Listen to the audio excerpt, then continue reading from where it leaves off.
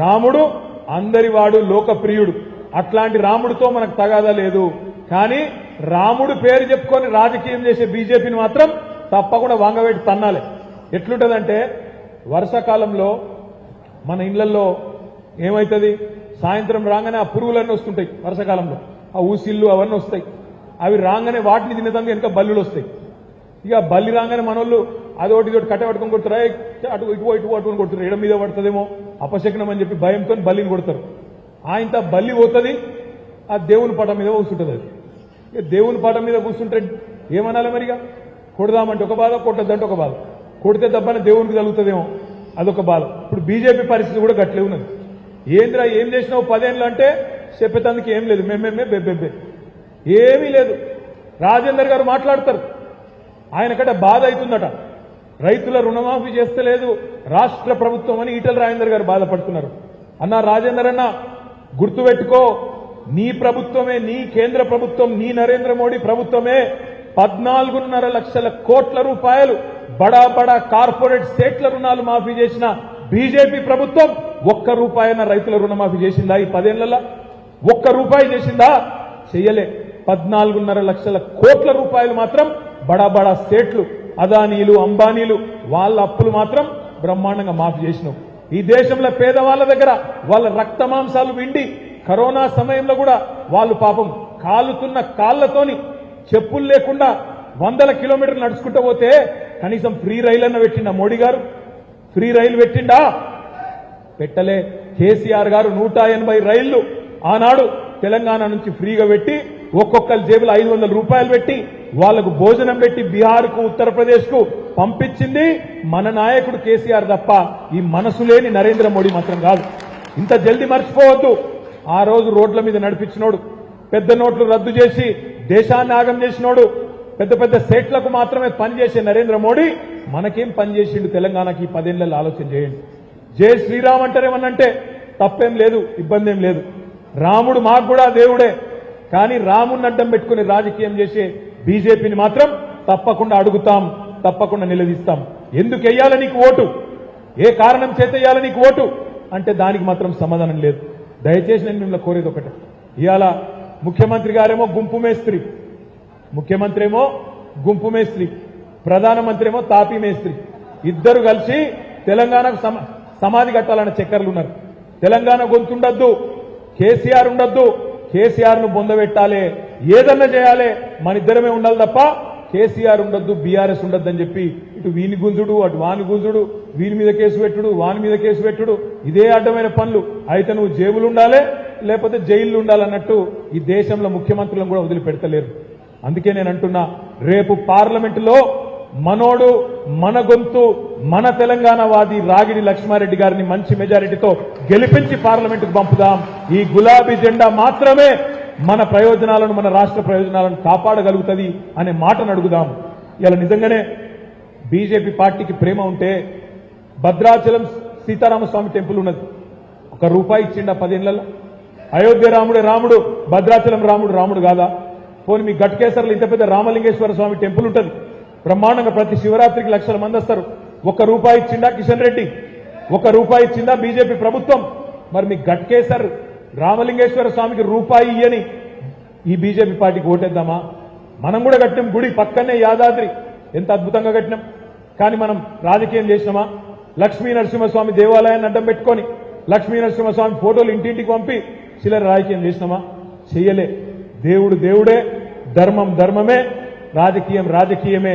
ఎవరు మన కోసం పనిచేస్తున్నారో, ఎవరు దేవుడిని అడ్డం పెట్టుకొని బతుకుతున్నారో ప్రజలకు చెప్పాలి, వివరించి చెప్పి ఈ దేశంలో నిరుద్యోగము, పెరుగుతున్న ధరలు, పెరుగుతున్న మతోన్మాదము అన్నిటికీ కారణమైన బీజేపీని పాత్ర వేయడానికి కలిసి పనిచేయాలని చెప్పి మీ అందరినీ మనస్ఫూర్తిగా కోరుకుంటూ, మరి ఇప్పటికే ఆకలి అవుతుండొచ్చు మీ అందరికీ, అందుకంటే ఎక్కువ పరీక్ష పెట్టకుండా మరి లక్ష్మారెడ్డి గారి కారు గుర్తుకు, ఎందుకంటే 30 లక్షల ఓటర్లు ఉండే నియోజకవర్గం మల్కాజ్గిరి, ఇంటింటికి రాలేడు లక్ష్మారెడ్డి, కానీ మీరే లక్ష్మారెడ్డి అన్నట్టుగా కలిసిమెలిసి అందరం పనిచేద్దామని చెప్పి విజ్ఞప్తి చేస్తూ జై తెలంగాణ, జై తెలంగాణ. లక్ష్మారెడ్డి గారు అదే మాదిరిగా నేనే అనుకుంటే నన్ను మించిండు కేసీఆర్. జై తెలంగాణ.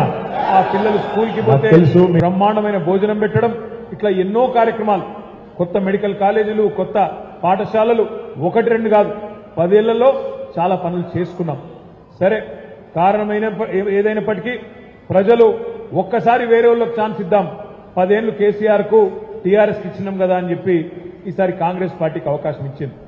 కానీ ఒక్కసారి మీరు గుర్తు తెచ్చుకోండి, ఎన్ని అబద్దాలు చెప్పింది కాంగ్రెస్ పార్టీ అధికారంలోకి రావడానికి. అరిచేతిలో వైకుంఠం చూపెట్టి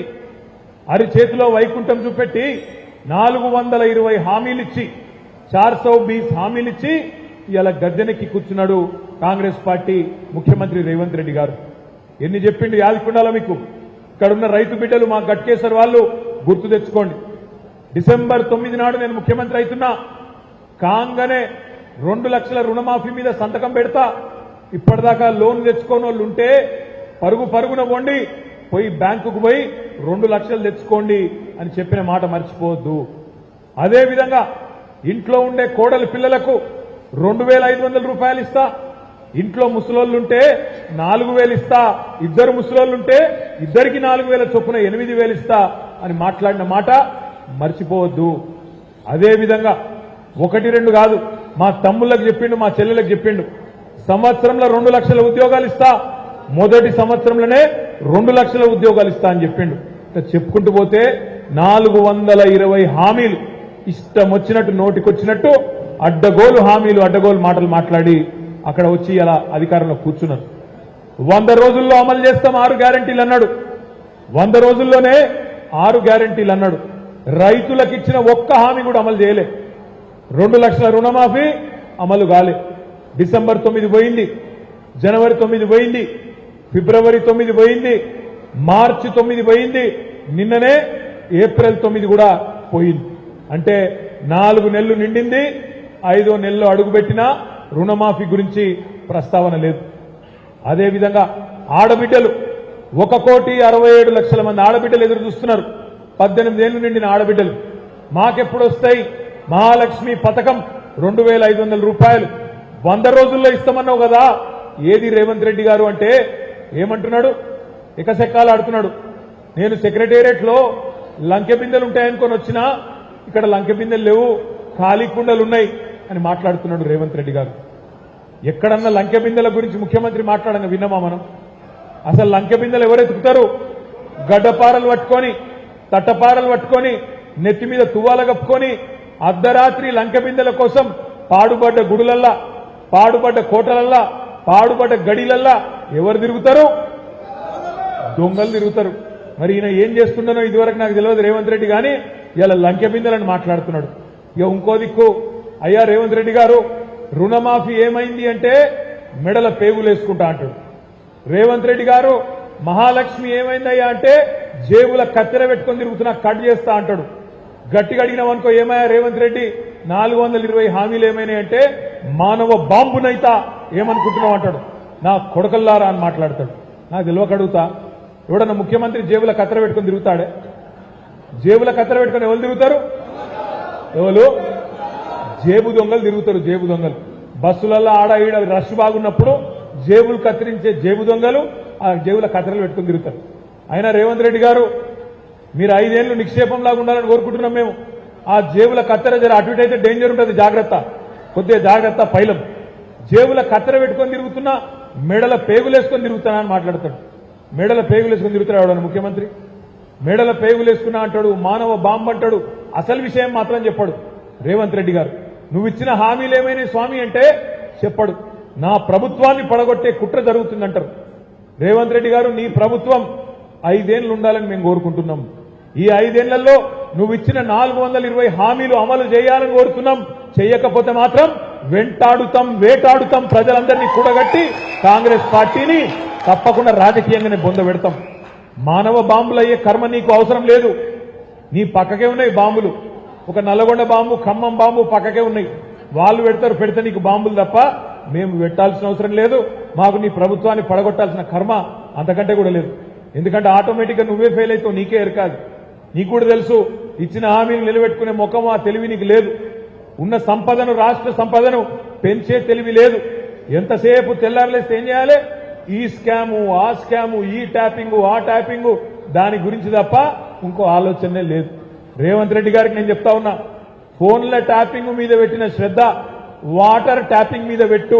మళ్ళా వాటర్ ట్యాంకర్లు మోపైనాయి, వాటర్ ట్యాంకర్లు తిరుగుతున్నాయి ఊర్లల్లా. మళ్ళా కేసీఆర్ గారు బ్రహ్మాండంగా ఇంటింటికి నల్ల నీళ్లు ఇచ్చిండే, అది ఎక్కడో కనీసం దాన్ని నిర్వహించి తెలివితేటలు కూడా లేవు ఈ ప్రభుత్వానికి. అందుకే రేవంత్ రెడ్డి గారికి కాంగ్రెస్ పార్టీ